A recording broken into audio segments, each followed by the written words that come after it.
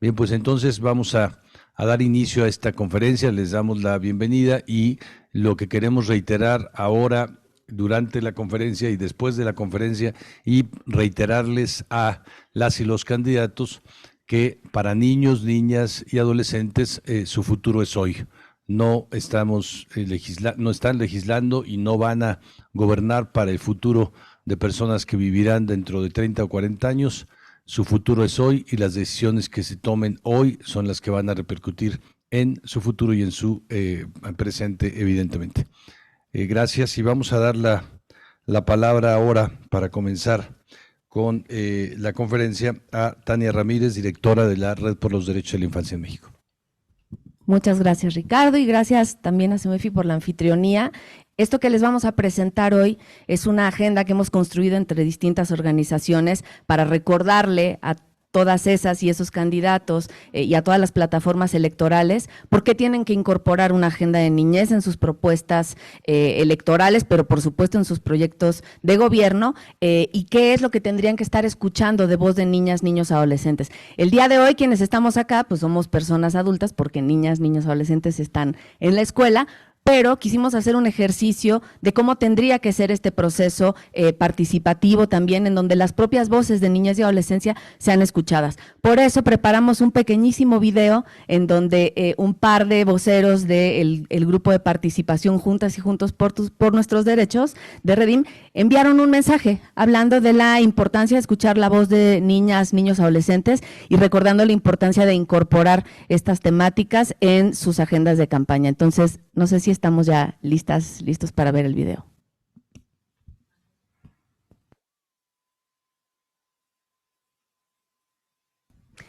Y mientras lo tenemos, les podemos ir adelantando que lo que vamos a presentar hoy tiene que ver con algunos avances de esta agenda, los temas más apremiantes que evidencian por qué tendría que colocarse en el centro de las propuestas de las campañas de los partidos políticos y por supuesto en la acción pública una vez hayan pasado las elecciones y los procesos de transición, y en ese sentido es también el mensaje de estas niñas y niños.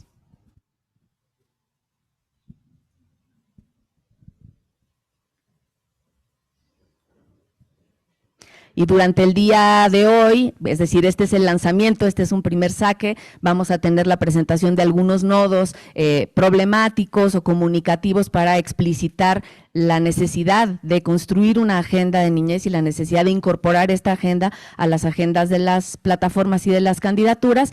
Vamos a estar subiendo contenidos, movilizando información, datos, problemáticas durante todo este periodo, acompañando las campañas electorales y el proceso electoral en general como un proceso que debe ser también altamente participativo. El día de hoy y por cuestiones de tiempo les vamos a presentar algunos de ellos, pero queríamos empezar precisamente con un mensaje y con una señal que tiene que ser que la niñez primero, y en ese sentido nuestros primeros voceros y voceras serán ellos.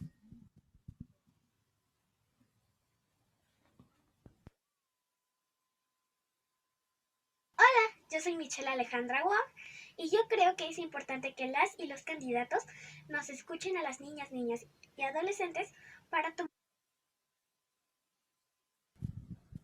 en cuenta lo que nosotros decimos, ya que cuando nosotros lo decimos,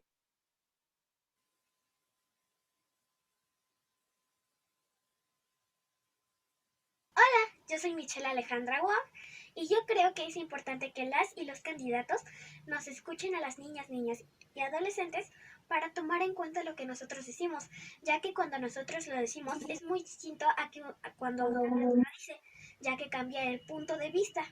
Por ejemplo, en un ejemplo de una escuela es muy distinto como lo ven los adultos a como lo ven los niños, ya que ellos están más presentes en ese acto.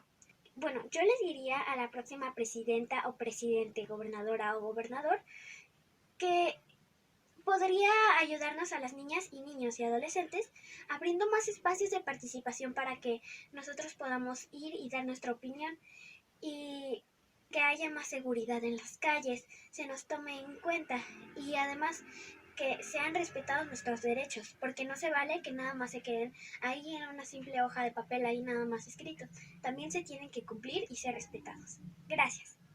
Los candidatos y candidatas tienen que tomar en cuenta la voz de las niñas, niños y adolescentes del país, porque actualmente su voz no se escucha en sus comunidades. Yo le diría a una persona que ocupara un cargo público que no solo pensara en los adultos y adultas, sino también en las niñas, niños y adolescentes del país, porque necesitamos más seguridad y también mejor educación. Es importante que los candidatos escuchen las opiniones de niñas, niños y adolescentes, porque nosotros somos el presente del país y construimos el futuro. Es importante que los presidentes o las presidentas hagan encuestas para que conozcan las opiniones de todos los niños, niñas, adolescentes del país, para que ellos se enteren de las problemáticas que realmente nosotros pasamos, para que ellos tomen acción y puedan resolver y puedan mejorar nuestras vidas. Gracias. Muchas gracias y les enviamos desde acá un abrazo a Yaretsi, a Yaxkin y a Michelle, que fueron las voceras y el vocero de este proceso y que van a estar muy al pendiente, como pudieron ver, de cuáles van a ser las propuestas que hagan las personas que ocupen algún cargo público. Le dejo ahora el uso de la voz a mi compañero Juan Martín Pérez García, coordinador regional de Tejiendo Redes Infancia en América Latina y el Caribe, para explicar un poco el contexto político en el que nos encontramos y que nos hizo movilizarnos en esta ocasión. Gracias, Cleotania. ¿Sí? ¿Se escucha? Sí, vale. Bueno, como saben ustedes, en los procesos electorales en toda la región, las agendas compiten de todo tipo. Seguridad, los movimientos feministas, campesinos y demás. Y en el caso mexicano, en 2012 se hizo la primera experiencia con 10 por la infancia, 2018 MX por la niñez, y esto obviamente implicaba que los candidatos y candidatas a ocupar, y hay que repetir, como dijo la chica, ocupar un puesto de elección popular, o él fue el niño, se comprometen. Entonces, en esta ocasión, las organizaciones ya hace varios meses hemos venido construyendo, digamos, esta campaña, que la hemos denominado compromiso con, y noten, compromiso con la niñez. Obviamente estamos ubicando el marco 2430 y con el hashtag Su futuro es hoy. La base de esta campaña, o una de las bases de la campaña, es la ética intergeneracional. Tal y como explicaban las propias chicas, las personas adultas hoy decidimos sobre el futuro que ellos y ellas van a vivir, y literalmente les estamos cancelando el futuro. De tal suerte que, como ya las organizaciones venimos trabajando hace tiempo en lo que conocemos como diálogos intergeneracionales, la campaña buscará también ser un espacio de diálogo intergeneracional. Esta campaña también se plantea no solamente convocar expresamente a las dos candidatas, al candidato a la presidencia, sino también a los gobiernos estatales y, como explicaba mi colega Ricardo, a los 20,000 candidatos y candidatas a puestos de elección popular que sucederán acá, pero que están en falta. Y esto es súper importante acotarlo. Primero, porque si ustedes revisan las plataformas que los partidos políticos presentaron ante el Instituto Nacional Electoral y que en el pasado mes de febrero fue aprobado en el Consejo General, las 7 plataformas aprobadas no incluyen a niños y niñas. Y lo pueden hacer sencillo, entren al sitio del INE, vean las plataformas, busquen ahí con su buscador preferido niños, y notarán que no aparecen.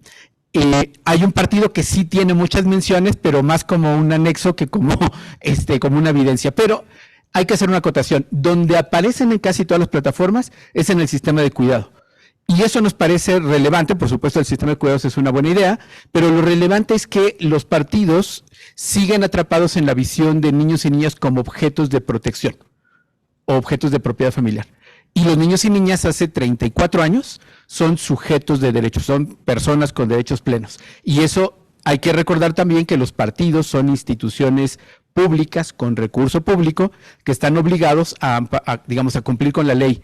La Constitución, artículo 4, interés superior, la Ley General de Derechos de Niños y Niñas, de tal suerte que estas plataformas estarían en falta porque no están cumpliendo con el marco normativo. Así es que aprovechamos para hacer el llamado a los partidos para poder hacer las adendas, correcciones que eso amerite, y también el llamado al Instituto Nacional Electoral, que tiene la obligación, no de que ellos lo hagan, sino de supervisar y en el proceso de debate revisar. Cierro con 3 elementos que nos parecen claves del contexto ahora que tenemos. Y es que, como acabo de explicar, la agenda de niños y niñas no está presente en el debate electoral. Revisen los discursos de los candidatos, de la candidata, las candidatas y el candidato, no están. Y nuevamente en esta lógica, como lo he explicado, más bien de objeto de protección. Segundo, tenemos una campaña electoral polarizada y creo que precisamente el desafío es cómo logramos recordar que niños y niñas no tienen color de partido político y niños y niñas es un puente que permite que todas y todos nos encontremos. Así es que podría ser la agenda de niños y niñas, expresamente el compromiso con la niñez, su futuro es hoy, un puente para poder construir un gran acuerdo nacional entre las fuerzas políticas, los partidos, las propias autoridades, para que encontremos ahí la posibilidad. Y voy al tercer elemento. Lo más importante de esta campaña no son los millones de spots que nos vamos a sufrir o a vivir, como quieran definirlo, todas y todos, sino lo que va a pasar después de la elección. Y es ahí donde tenemos que colocar el tema. Y esta es otra característica de la campaña. Sí estaremos acompañando, haciendo cosas durante ese tiempo, pero nos interesa los compromisos y lo que siga post campaña. De tal manera que les invitamos a que estén cerca. Mis colegas van a hablar un poquito más del tema, porque tenemos historias terribles para contar y todas ellas tienen, pues por supuesto, alternativas y solución. Lo van a ver ustedes en la campaña. Infancia feliz y segura, niñas vivas y libres, infancia saludable y estudiando. Bueno, hay una lista de temáticas que estamos buscando en un sentido de lo que queremos lograr con los compromisos que se puedan hacer ahora, las candidatas, el candidato y los puestos en los que están los puestos de elección popular y por supuesto la ciudadanía. Estaremos convocando también a que se sumen a firmas en línea a través de una petición en Chains y habrá foros y habrá más actividades que les invitamos que puedan seguir con este hashtag y que por supuesto se puedan sumar ustedes como medios de comunicación, las organizaciones que están acá y por supuesto todas y todas las personas que consideran que niños y niñas, pues su futuro es hoy. Y ahora, antes de pasar a algunos de los ejes de las temáticas o las problemáticas que estamos viendo y colocando en esta agenda, queremos remarcar por qué es importante construir una agenda de niñez y por qué es fundamental que todas las y los candidatos la incorporen en sus campañas y en sus programas de gobierno. Primero, porque niñez y adolescencia son la tercera parte de las personas en este país y que estén así de invisibilizadas es no solo preocupante, sino grave de cara a un ejercicio de gobierno. En segundo lugar, son la tercera parte del país y en múltiples indicadores hemos visto que requieren de una atención particularizada, de un enfoque diferencial para la atención de estas problemáticas. Les voy a dar 3 datos. El primero tiene que ver con pobreza y pobreza extrema. Hoy por hoy niñas, niños y adolescentes son el grupo de población que vive en mayor cantidad de pobreza y pobreza extrema y si hablamos de niñez indígena, la brecha puede ser del 50%, es decir, 50% de la niñez indígena en este país sigue siendo pobre y pobre en extremo. Otra problemática, el reclutamiento y utilización de niñas, niños y adolescentes. Me parece que esto no puede abordarse desde un enfoque general de seguridad pública, ciudadana, etcétera, sino que necesitamos avanzar hacia la tipificación y generación de políticas públicas específicas ante esta problemática y cómo se está dando en niñez y adolescencia. No vale subsumirla en cualquier otra agenda y programa de trabajo, ¿no? Las desapariciones. Este país que ya no puede voltear la cara hacia otro lado frente a la crisis de desapariciones y desapariciones forzadas, algo que no se sabe suficientemente y no se ha atendido suficientemente, es que 1 de cada 5 personas que están en ese registro nacional de personas desaparecidas y no localizadas tienen menos de 18 años. Y si ustedes observan las gráficas, y eso no ha cambiado entre el nuevo censo y los datos pasados, el grupo de población que está en el pico de las desapariciones son las mujeres adolescentes entre los 14 y los 17 años. Por supuesto que se necesita abordar esta problemática con un enfoque diferenciado y con un enfoque de derechos de la niñez. El feminicidio, y esto es algo que nos preocupaba y sentimos que estamos en la semana en la que vamos a cerrar el viernes con una marcha para denunciar las violencias hacia las mujeres, algo que tampoco se sabe suficientemente es que el 10% de todos los feminicidios en nuestro país corresponde de feminicidios en contra de niñas y adolescentes, ¿no? Simplemente entre el 2019 y el 23, 491 niñas y adolescentes perdieron la vida por razón de género, con todo lo que ya sabemos que implica el feminicidio en tanto a crueldad, etcétera. Entonces, esto nos parece que es de lo más importante, además en un contexto en el que México no solo va a pasar por un periodo electoral y de transiciones, sino que este año México es revisado y está siendo revisado en estos momentos por sus obligaciones frente a la Convención sobre los Derechos de la Niñez. El Comité de los Derechos del Niño, SIC, así se llama en Ginebra, escuchó ya en febrero a las niñas, niños, adolescentes, nos escuchó a las organizaciones y en septiembre ya con un nuevo gobierno va a hacer sus recomendaciones. Entonces va a ser fundamental que esto esté alineado por las múltiples recomendaciones que el Estado mexicano viene heredando y serán una herencia a las nuevas personas que estén en el gobierno y por supuesto por lo que se haya sumado en esta última revisión. Le doy entonces la palabra a mis compañeras y compañeros que van a abordar 4 de las principales temáticas que tienen que ver con esta agenda que hemos estado, que lanzamos hoy y que vamos a estar movilizando a través de una campaña. Reiterarles que son muchas más, les pedimos que las vayan siguiendo y que las vayan difundiendo, pero el día de hoy lanzaremos 4, una primera sobre niñez y adolescencia en contextos de movilidad con mi compañera Sandra Mejía del INUMI. Muchas gracias, Tania. ¿Qué tal? Buenos días todos y todas. Justo el tema que desde INUMI venimos a platicar un poco es el tema de niños, niños y adolescentes en situación de movilidad y desplazamiento interno, a lo cual pues necesitamos que el Estado tome en cuenta y determine para cada uno de ellos su interés superior. No solo estamos hablando de niñas, niños y adolescentes en situación de migración internacional, sino también estamos hablando de niñas, niños y adolescentes que actualmente se están desplazando internamente. Tengo unos datos aquí de Niñez Migrante Internacional. De 2019 a 2023, México identificó a 327,247 niños, niñas y adolescentes, de lo cual 44% son niñas, 56% hombres, y esto representa una quinta parte de toda la migración que tenemos en México, es decir, de todas las personas que están en tránsito por México. El 16% de esta infancia está sola y el 84% viene acompañado de mamá, papá o de alguna persona que los está acompañando en el camino. Si bien hemos visto avances en la agenda de niñez en situación de movilidad, necesitamos que se fortalezcan a las procuradurías de protección. Estas procuradurías de protección son las encargadas realmente de identificar y de determinar qué es lo mejor para este niño, niña o adolescente, y no solo para niños, niñas y adolescentes migrantes, sino también necesitamos que estas procuradurías tengan personal, tengan financiamiento, tengan herramientas para poder atender a toda la niñez que se encuentra en México. No solo es niñas, niños y adolescentes en situación de movilidad, sino también niñas y niños mexicanos. ¿Qué necesitamos de estas procuradurías? Que tengan equipos multidisciplinarios y que puedan hacer un diagnóstico caso por caso. En los casos de niñez en situación de migración internacional, es decir, que puedan tener las herramientas para determinar que no solo el retorno es una opción para ellos, sino también reunificación familiar en México, reunificación familiar en un tercer país, y también quedarse aquí, la solicitud de asilo pues es un derecho para ellos. Es muy importante escuchar a niños, niñas y adolescentes para la garantía y para la restitución de sus derechos. Sin escucharlos no se puede hacer tal. También se requiere que las procuradurías puedan tener las herramientas para la niñez en situación de desplazamiento. Sabemos que no las están escuchando, que los están encontrando en las fronteras a niñas de Guerrero, de Michoacán, y los retornan a sus estados sin saber que están corriendo peligro. Entonces también se necesita buscar qué es lo mejor y cuál es la restitución para ellos y para la garantía de sus derechos. Por último, también tenemos como recomendaciones poner en marcha modelos de cuidado alternativo acordes a los diversos perfiles de la niñez y adolescencia migrante.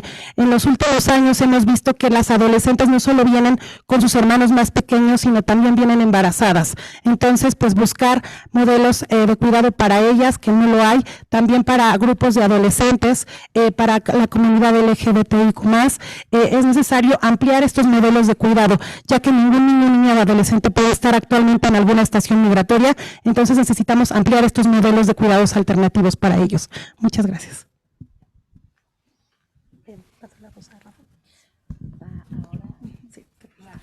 Sí. Hola, buenos días a todas, a todos, a todos. Rafael Castellán Martínez, de Servicios de Inclusión Integral y Derechos Humanos AC, CEINAC. Y ahí me toca exponer una dimensión que es sobre la niñez saludable y con educación.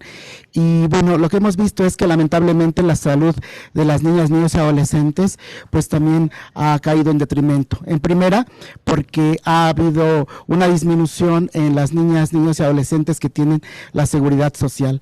Por otro lado, también miramos que los medicamentos, el acceso a las vacunas o a otros medicamentos que pueden apoyar el desarrollo saludable de las niñas y los niños, pues bueno, se ha visto mermado, principalmente porque en 2019 hubo una estrategia de centralizar la compra de los medicamentos y esto pues llevó a que muchos estados de la República tuvieran un desabasto de estos medicamentos y luego también hubiera problemáticas en la logística para la distribución de estos medicamentos. Esto por supuesto afecta directamente pues la salud, el desarrollo de las niñas y los niños.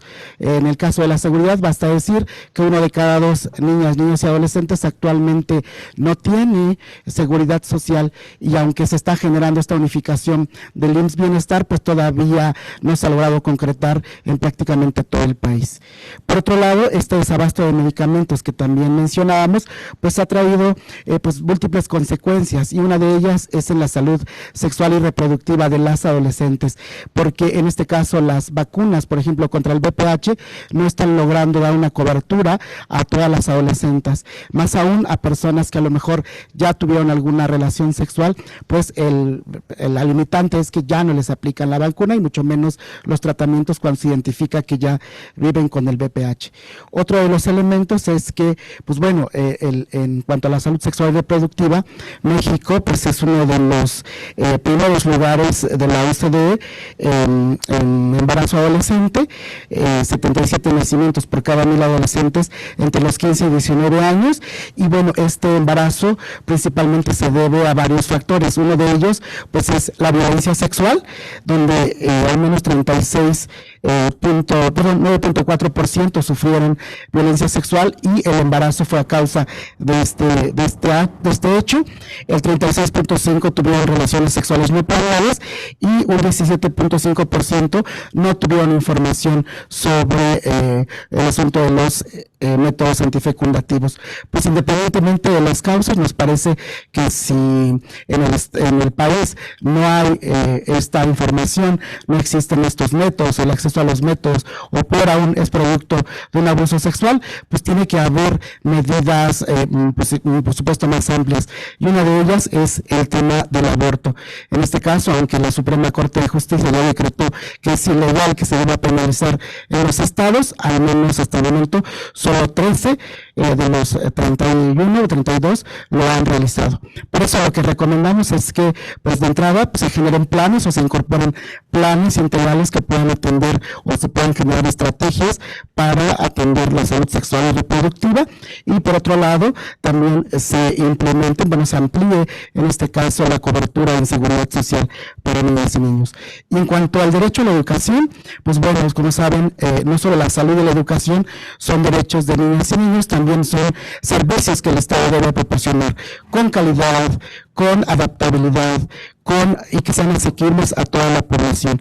Y en este caso, pues vemos que lamentablemente niños y niños, en este caso migrantes, niños y niñas de comunidades indígenas, pues siguen siendo afectados. Son los espacios o los lugares, las personas que son excluidas del sistema educativo porque brincan o caminan o se mueven de un lugar a otro, y a los lugares de los que llegan, pues prácticamente hay un proceso burocrático que tienen que seguir para continuar sus estudios, pues, y muchas de ellas optan por pues no continuar, y también muchas de ellas dejan sus estudios por no contar con los recursos económicos, salen a trabajar, dejan de estudiar, y en el caso de la infraestructura pues no es ofrecida de manera asequible a las poblaciones, principalmente a las comunidades indígenas. Y bueno, por eso nosotros estamos aquí recomendando varios elementos. Uno de ellos, que tiene que ver con la educación inicial, porque hemos de recordar que si bien se hizo obligatoria, pues no hubo las instituciones suficientes para atenderla, por lo tanto es necesario que se brinde financiamiento y que se amplíe esta cobertura. Es necesario generar también políticas educativas que atiendan las problemáticas estructurales que están directamente asociadas al abandono escolar, y también pensamos que en las campañas, las propuestas de estas candidatas y este candidato, pues tenga que estar ahí la idea de construir un sistema nacional de control escolar, pues que asegure la continuidad de los estudios de todas las niñas, niños y adolescentes, sin importar su condición. Y bueno, ahora cedería el micrófono a mi colega Bernadette Belmont, directora ejecutiva de Fundación Jocono. Gracias. Bueno, antes que nada, muchas gracias a todos los que están aquí presentes y también a quienes están de manera virtual. Muchas gracias, Ricardo, por recibirnos aquí en CEMEFI. Dando seguimiento y continuidad a los temas de la agenda de la niñez y de la adolescencia que son de atención urgente, quiero hacer notar un tema que es trascendental y yo diría más allá devastador para las niñas, niños y adolescentes, que es la violencia sexual. Durante el periodo de 2019 a 2022 se registraron un total de 29.111 casos de violencia sexual en personas de 1 a 17 años atendidas en hospitales de México. De este grupo, el 92.7% correspondía a mujeres, mientras que el 7.3% eran hombres. Aquí es importante destacar que este número de casos parecía que había habido una disminución incipiente entre el 2019 y el 2020, pasando de 5.553 casos en el 2019 a 5.481 en el 2020. Este descenso en realidad puede atribuirse a factores relacionados con COVID-19. El tema de la movilidad se disminuyó y además no había espacios disponibles para la atención médica. A partir del año 2020 se observa un incremento progresivo en la cantidad de los casos reportados, alcanzando un total de 8.148 casos en el 2021 y 9.929 casos en el 2022. Este aumento representa una preocupante tendencia al alza en los casos de violencia sexual en este grupo de edad contra menores de contra menores de entre 1 y 17 años. Aquí quisiéramos decir que es fundamental que las autoridades competentes y la sociedad en su conjunto trabajen de manera coordinada para abordar este gravísimo problema, brindando apoyo integral a las víctimas y también promoviendo acciones que contribuyan a erradicar esta violencia sexual en todas sus formas. Es necesario fortalecer los mecanismos de protección temprana, atención especializada y seguimiento de los casos para garantizar la protección y el bienestar de las niñas, los niños y los adolescentes. Quisiéramos hacer un llamado al Estado mexicano, activar desde los ministerios públicos el protocolo de protección especial en casos de violencia sexual, en coordinación con las procuradurías de protección de niñas, niños y adolescentes. Asimismo, implementar servicios de apoyo a corto plazo para brindar asistencia inmediata a las víctimas de violencia sexual, entendiendo que es una situación de emergencia. Establecer los mecanismos de articulación desde la propuesta del Protocolo Nacional de Coordinación Interinstitucional para la Protección de Niñas, Niños y Adolescentes víctimas de violencia. Bueno, esto es un tema gravísimo y ahora me gustaría, que se debe atender. Y me gustaría pasar a otro tema, que es el cumplimiento de las obligaciones internacionales, que ya Tania mencionó brevemente. En este caso, México sigue sin ratificar el tercer protocolo facultativo a la Convención sobre los Derechos del Niño, relativo a un procedimiento de comunicaciones. Este protocolo permite presentar quejas o casos de violaciones de los derechos de los niños, niñas y adolescentes ante el Comité de Derechos del Niño, si no se han logrado obtener las respuestas legales necesarias a estas violaciones en su país de origen. La ratificación de dicho protocolo se encuentra estancada en un proceso de consulta interinstitucional coordinado por la Secretaría de Relaciones Exteriores desde por lo menos el año 2020. En lo que se refiere a recomendaciones internacionales, México ha recibido un total de 384 recomendaciones por parte de órganos de tratado, procedimientos especiales y relatorías de las Naciones Unidas o bien de la Comisión Interamericana de Derechos Humanos. Muchas de estas recomendaciones no han sido cumplidas o lo han hecho solo en parte. Recientemente, en febrero del 2024, en el marco del examen periódico universal ante el Consejo de los Derechos Humanos de la ONU, México recibió 54 recomendaciones sobre la infancia y la adolescencia. Asimismo, en septiembre de 2024, México aparecerá ante el Comité de los Derechos del Niño de la ONU, donde deberá dar cuenta del nivel de cumplimiento de las 40 recomendaciones que el comité emitió en el año 2015. Entonces, ambos procesos fortalecen el marco de derechos humanos a favor de niñas, niños y adolescentes. Por lo tanto, queremos instar al gobierno mexicano a cumplir con los tratados internacionales y de manera inmediata ratificar el tercer protocolo facultativo a la Convención sobre los Derechos del Niño relativo a un procedimiento de comunicaciones. Nosotros aquí desde Fundación Juconi estamos trabajando para dar el seguimiento de estos acuerdos, para garantizar su cumplimiento y ofrecemos toda nuestra colaboración en lo que se requiera, esta colaboración técnica para dar seguimiento a las acciones y orientar en lo que se requiera, dado que tenemos este trabajo en campo de primera mano, un entendimiento pues desde hace más de 35 años de todo lo que sufre la niñez en México. Gracias. Dejo el micrófono a Luis Alberto García. Luis Arturo, pero bueno. Luis Arturo. Buenos días. Lo primero, a mí me toca presentar las situaciones especiales que se escogieron en el colectivo. Pusimos 3, pero podremos poner más porque la situación es grave. Y no es porque hagamos el drama, estemos exagerando. Entonces nos toca hablar primero los indígenas, el mundo del trabajo y las personas con discapacidad. Bueno, los números van siendo menos a más, pero sobre todo lo que tenemos que marcar es que la visibilidad los marca a las 3. Entonces, en el primer caso de los indígenas, 2.6 millones de los 33 que dijimos, pero en unas situaciones que no hay cosa peor que estar en México que ser mujer e indígena. La mitad de ellos en pobreza extrema, la mayor parte de ellas mujeres y niñas, con niveles de educación bajísimos, y es patrimonio de la humanidad, según se dice en algunas partes. Entonces, pues hay que cargarlas en el rebozo, ponerlas en el pecho, porque no hay cosa peor en México que ser niña, indígena y mujer, por la situación que se presenta. O sea, más de la mitad, el 20% de los niños que están en pobreza es el nivel general, y acá es la mitad. El INPI ha hecho mucho junto con las Naciones Unidas en el programa de desayunos, se han hecho muchas cosas, las becas han ayudado, pero se dispersan en la familia ante las necesidades. Entonces sí tenemos una acción que tomamos en cuenta lo que es México como una institución intermulticultural, ¿verdad? Como lo marca la Constitución, y les recuerdo que la Constitución marca esto, y todos estos acuerdos que acabamos de decir, donde se toman a los indígenas, son mandatos de las Naciones Unidas o de la Comisión Panamericana, pero que por el artículo 1 de la Constitución se vuelven mandatos constitucionales, no es intervención extranjera. Pasamos al mundo del trabajo. En el mundo del trabajo tenemos cerca de 3.6 millones de niñas y niños que trabajan. Y en este caso lo que tenemos es que la pandemia o sindemia, como le quieran llamar, ha hecho que tengamos en los 3 campos otras niñas y otros niños. ¿Por qué? Porque la balanza está así, dejaron la escuela, ahora están trabajando.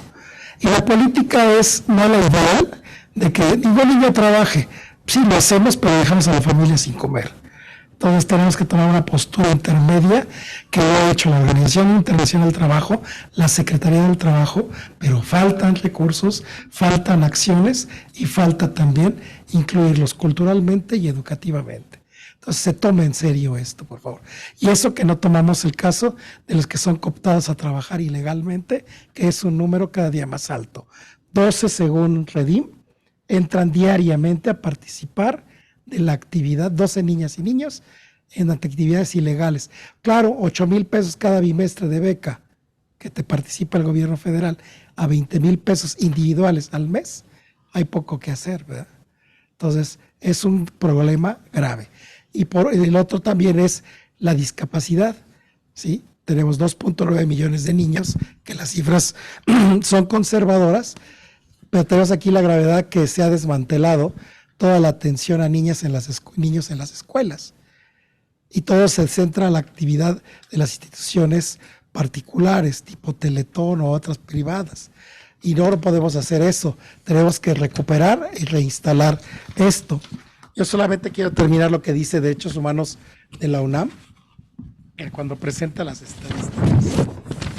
Aquí la tengo. Y con eso termino.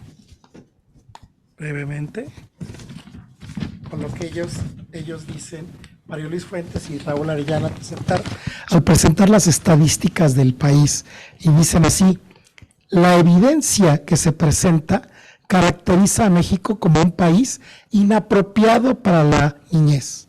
O sea, ser niño en México es inapropiado, pues las condiciones en las que viven las personas menores de 18 años son, sin caer en un exceso retórico, dramáticas.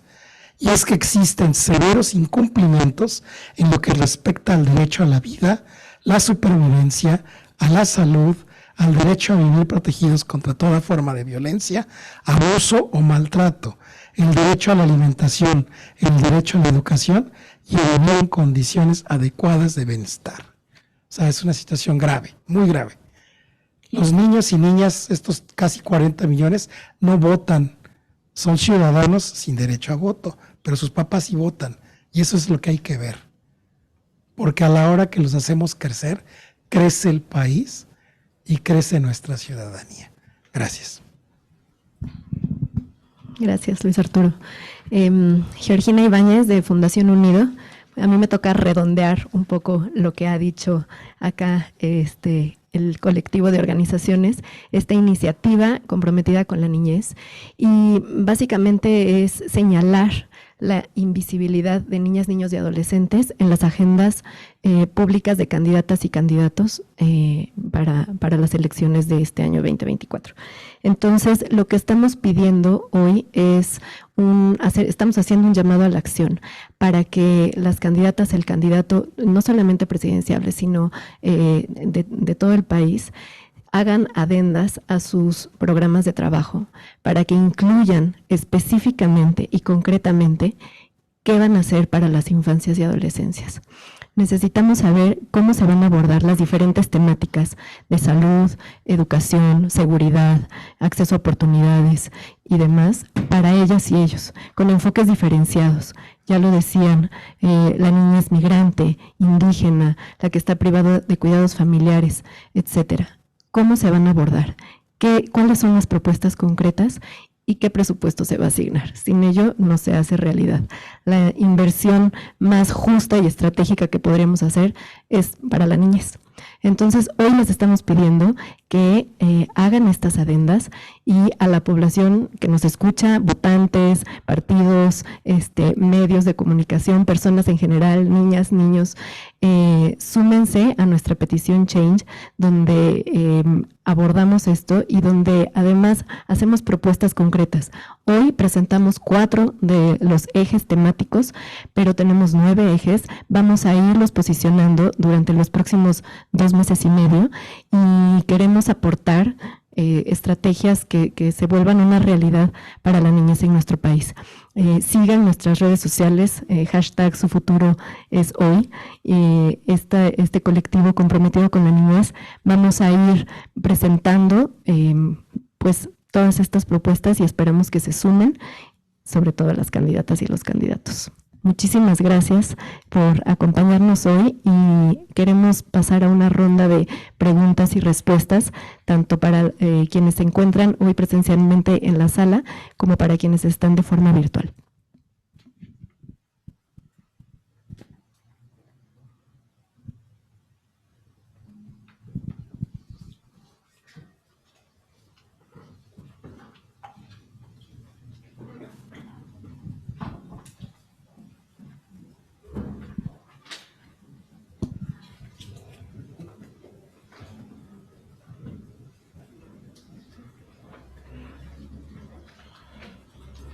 Quedó todo muy, muy clarito, ¿verdad?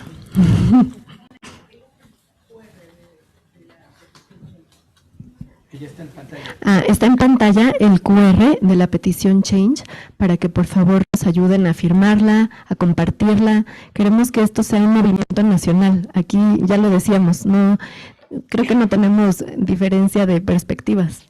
Coincidimos en que es un tema de máxima relevancia. Nos preguntan en redes sociales o Milenio cuáles son los puntos claves de cada eje. ¿Qué enfoque le van a dar? ¿Se escucha? Sí.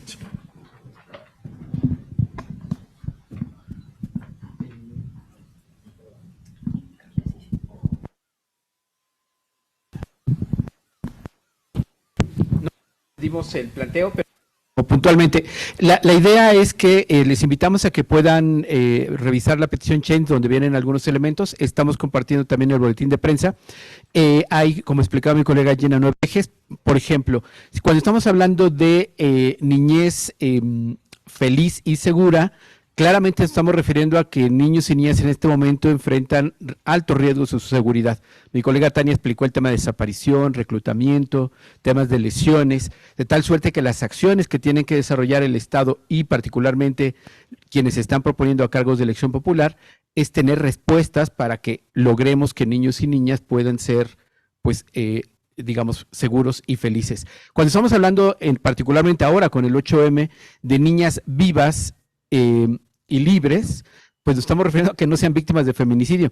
Hago aquí un poco la acotación porque en la conversación para construir esto, cuando nuestro colega Ricardo recordó que primero tenían que estar vivas para que pudieran ser poderosas o felices, pues nos parecía que era clave. Entonces, con niñas en particular, nos parece que la agenda es muy evidente.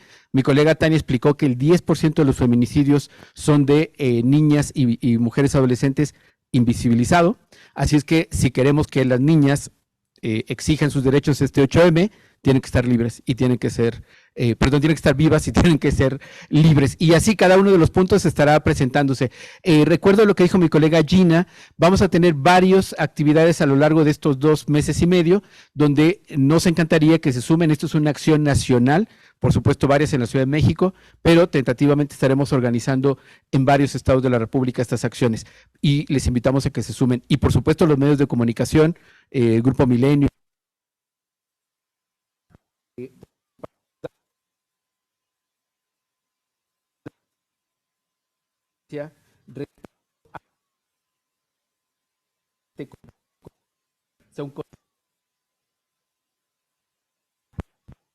aquí.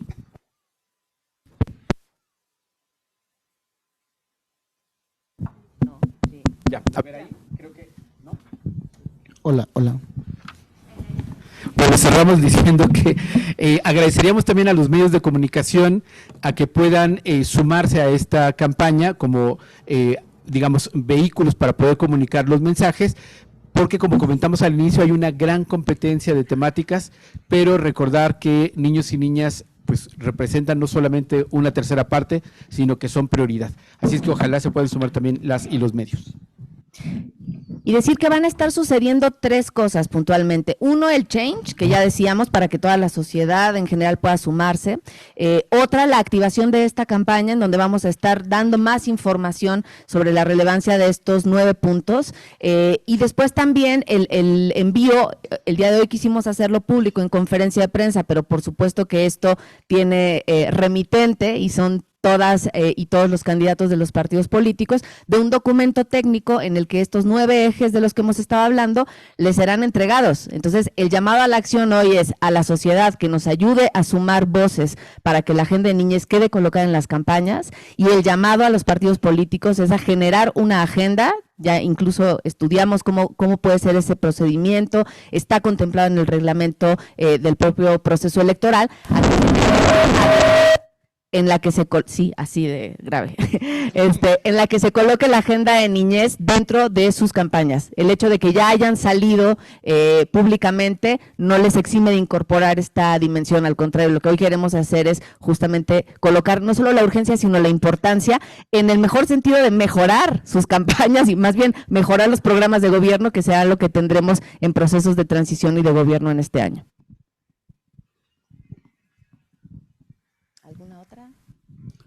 quizá en la misma perspectiva de decir que para que las niñas sean poderosas, felices, tienen que estar vivas y ser libres de violencias, también una serie de propuestas que están hoy definidas en estos ámbitos para que sean incorporadas a las plataformas de las candidaturas, tienen que ver con que exista la institucionalidad necesaria para eso. Y hoy tenemos una serie de iniciativas en el Congreso de la Unión que debilitan muchísimas de las instituciones que son encargadas de estos, del ejercicio y de la garantía de estos derechos.